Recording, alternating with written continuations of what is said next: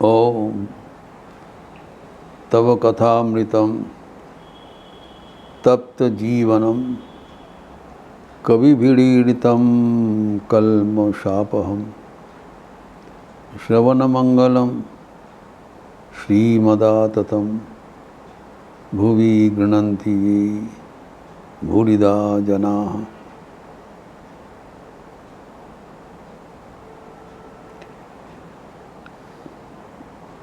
कर्म कैसे करना चाहिए ताकि हम कर्म करते हुए ईश्वर प्राप्त करें, इसका रहस्य स्वयं भगवान उन्मोचन कर रहे हैं भगवद गीता में। और इस प्रसंग में स्वयं श्री राम कृष्ण मास्टर मशा के कह रहे हैं, तुम गीता पढ़ते हो, गीता में सब कुछ लिखा हुआ है। स्वयं भगवान उसका पूर्व आविर्भाव का कहा हुआ शैली उसमें भक्त को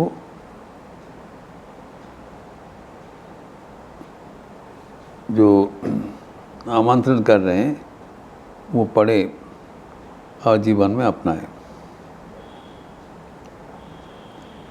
तो भगवान की जैसे कि अवतार का जैसे कर्म का शैली है, वो अनुसरण करते हुए कर्मयोगी को कैसे कर्म करना चाहिए उसका विस्तृत विवरण भगवान ही कहते हैं। इसका चर्चा हम लोग कर रहे हैं कई दिन। और चतुर्थ अध्याय के अभी काल 19वां श्लोक अर्थन करके कहा, जैसे सर्वे समारंभा काम पर संकल्प वर्जिता। संकल्प और काम से वर्जित होकर जो कर्म करेगा तो वो कर्म में कभी बंधन में फंसेगा नहीं। तो कैसे उनका कर्म कैसे को क्या होता है उसका फिर परवर्ती श्लोक में बताते हैं, वो कैसे कर्म करते हैं। त्याक्त कर्म फलासंग नित्य तृप्त निराश्रय कर्मण्य भी प्रवृत्तोपि नैव किंचित करोति सह। यह है बात। वो व्यक्ति निरंतर कर्म करते हुए भी कभी कर्म में फंसता नहीं। कर्म नहीं करने के बाद नहीं बोला है। भगवान कहते हैं मैं निरंतर कर्म करता हूँ, लेकिन वो कर्म में मुझे लिप्य नहीं कर सकते हैं। कर्म में लिप्तता नहीं, कर्म फल से लिप्तता नहीं है। ये व्यक्ति भी वैसे ही भगवान के अनुसार त्यक्त कर्म फलासंगम। तो इसका जो कर्म होता है उसमें वो आसक्ति छोड़ के कर्म करते हैं। हम बारंबार बोल रहे हैं कर्म करने से बंधन में फंस जाएंगे। कर्म से बंधन नहीं होता है, आसक्ति से बंधन होता है। ये कहा गया जब वो संकल्प होता है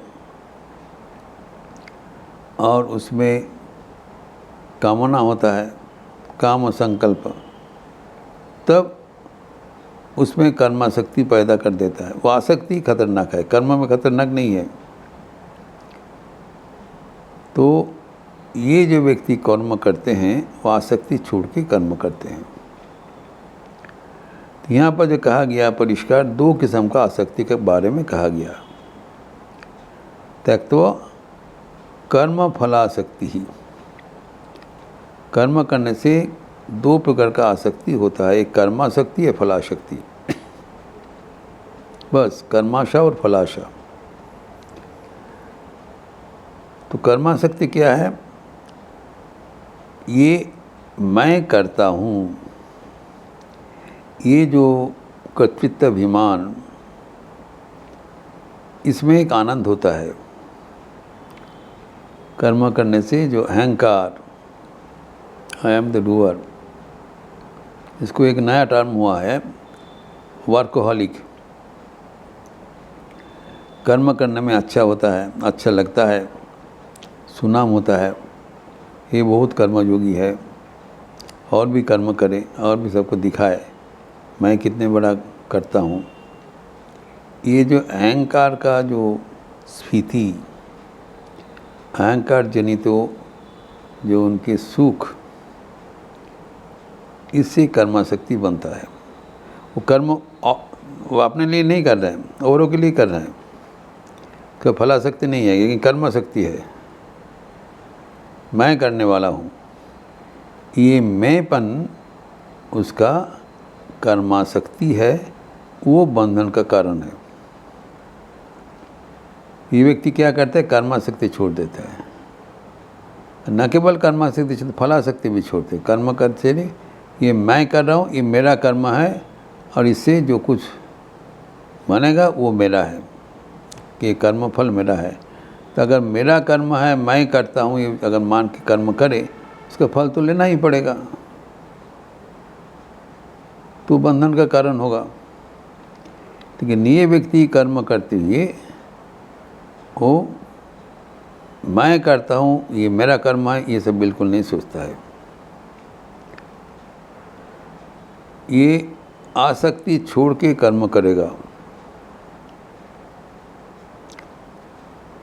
क्यों छोड़ेगा? कारण वो नित्य तृप्त है। जब तक तृप्ति का अभाव है तब तक कुछ पाने के लिए कर्म करते हैं हम लोग, लेकिन वो बराबर तृप्त है। कैसे हो गया तृप्त? क्योंकि जो अपने के बारे में, वो स्वयं के बारे में वो सचेतन है, उसको ज्ञान प्राप्त हो गया। ज्ञानाग्नि सर्वकर्माणु, ज्ञानाग्नि दग्ध कर्माणु, कर्म उसमें ज्ञानाग्नि से दग्ध होता जाए, कर्म प्योर हो जाता है। तो ज्ञान क्या है? हम ईश्वर के अंश है। ईश्वर अंश जीव अविनाशी चेतन अमल सहज सुख राशि। हम लोग सत है, हम लोग बराबर रहने वाले हैं, जबकि कर्म उत्पत्ति विनाशील है। हम जब बराबर रहने वाले हैं, हम सत है, तो नभावो विद्यते सतः, सत का कोई अभाव नहीं होगा। जब सत का अभाव कभी नहीं होगा तो बराबर तृप्त रहेगा, कोई खोना बैठना नहीं है। It never loses anything, it remains same as ever। हमारा कुछ बिगड़ने वाला कुछ नहीं है। जब इसी स्वस्वरूप में अधिष्ठित हो जाता है कोई व्यक्ति, तब उसको और पाने का कुछ अवशेष नहीं रह जाता है।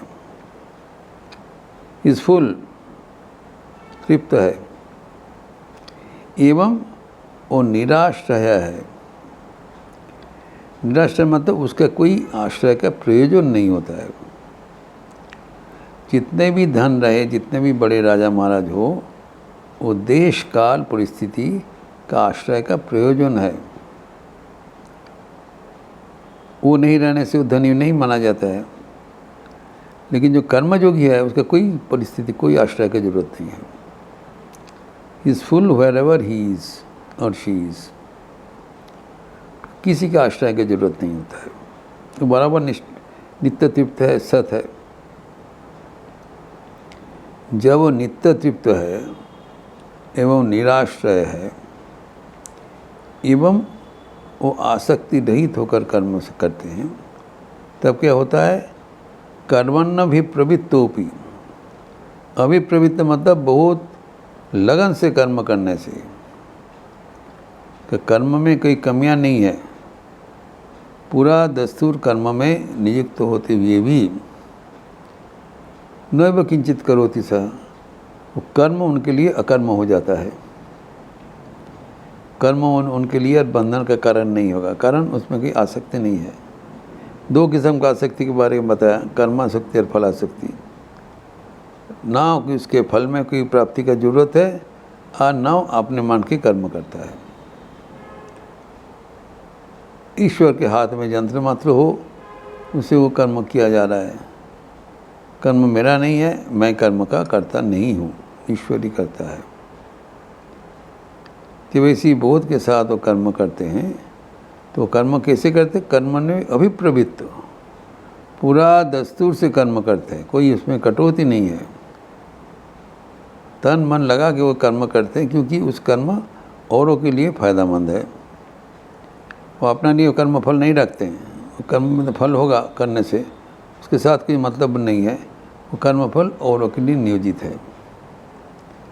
इज़ डेडिकेटेड इस कर्म फल to others, not for himself. उनकी कोई ज़रूरत नहीं है, चाहिए नहीं, तो तृप्त है। जिसका कमियां है उसको नहीं चाहिए होगा, इसको कोई वो आपको ज़रूरी है, नित्य तृप्त होना ज़रूरी है। एवं निराश्रय, कोई आश्रय की ज़रूरत नहीं है। He is not having any deficit, any जो कोई प्रयोजन नहीं है, पूर्ण काम है। इसलिए जो निरंतर कर्म करते हुए भी वो उसका कर्म फल में कोई युक्ति नहीं है, तो वो कर्म फल उसको बांधता नहीं है। It does not bind him down, he is ever free. निरंतर कर्म करते हुए भी वो निरंतर मुक्त रहता है। कर्म फल से उसका कोई बंधन नहीं होगा।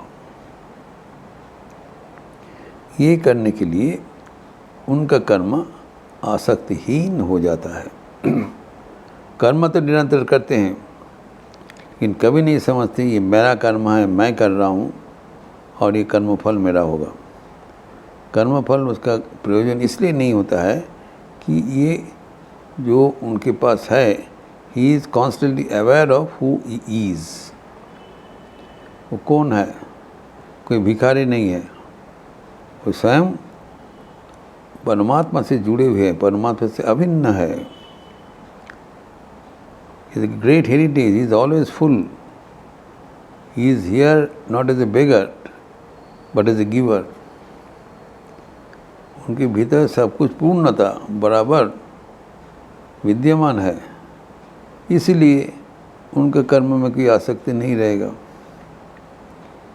आसक्ति किसको चाहिए होगी? जिसको कुछ कमियां हैं। जब इसी अवस्था से उनका जब कर्म बनता है, तब वह आदर्श कर्मयोगी बन जाता है। वो कर्म उसके लिए एक मुक्ति का सोपान बन जाता है। वो कर्म करते हुए उसका कर्म सार्थक होगा, शैलीपूर्ण होगा, सक्सेसफुल सफल होगा और उससे उसकी बंधन नहीं होगा। आदर्श कर्मयोगी बनेगा। उसका जो कर्म है वो भगवान का कर्म के अनुरूप है, इसीलिए वो भगवान को प्राप्त करेगा। इस प्रसंग और भी आगे बढ़ाते हुए हम लोग अगले दिन चर्चा करेंगे। ओम शांति शांति शांति। हरि ओम तत्सत।